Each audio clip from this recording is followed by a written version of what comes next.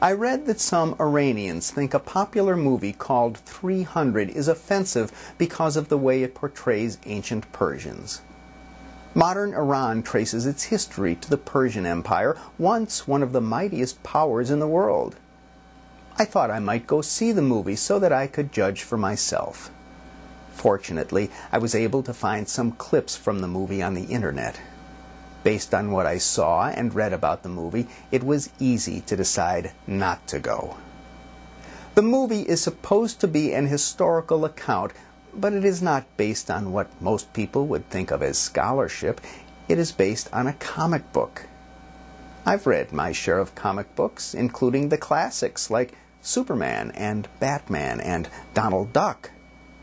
Nothing about comic books is realistic, and neither, I could quickly see, was the movie. That the movie derives from a comic book doesn't answer the question of whether the movie is bigoted. The movie may insult Iranians, or it may be fair to them, but I won't watch it because from the clips it is obvious that the movie is mostly about violence, and I'm not amused by violence. The town I live in is in the process of deciding whether to put a World War II-era cannon on the lawn of the village hall. A lot of people don't want it there because it was built as a killing machine and they don't want such a violent symbol in their midst. A few people, mostly World War II veterans who are members of the American Legion, want the cannon there. They don't care that it will upset some people. They are old, and they want to be remembered by the war that plays an important part in their memories. To them, the violence of war was a good thing because it brought about a good result.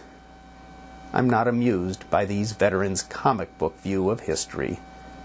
I've talked with too many people who have suffered in the wars our country has fought to accept that war is a glorious thing, that soldiers are all courageous heroes, or that we should support our troops every time they go marching off to kill people. That romantic view of war is a fantasy, no more real than Spider-Man or the Incredible Hulk or Archie.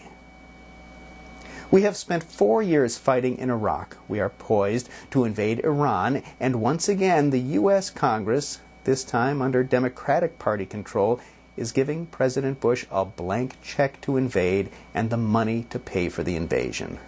Once again, the press is ignoring reports about how we are being lied to. The veterans and the news had me feeling so sad, so hopeless. I went for a walk, and my mood was lifted by the sight of school children on the playground enjoying a life untouched by war and violence. But then, like a comic book meteor crashing out of the sky, something caught my eye. Through the glass door of the school, I could see a banner that wasn't there before. I walked closer to see what it said, and I froze in my tracks. "We support our troops," it proclaimed, the words surrounded by the emblems of our Army and Navy and Marines.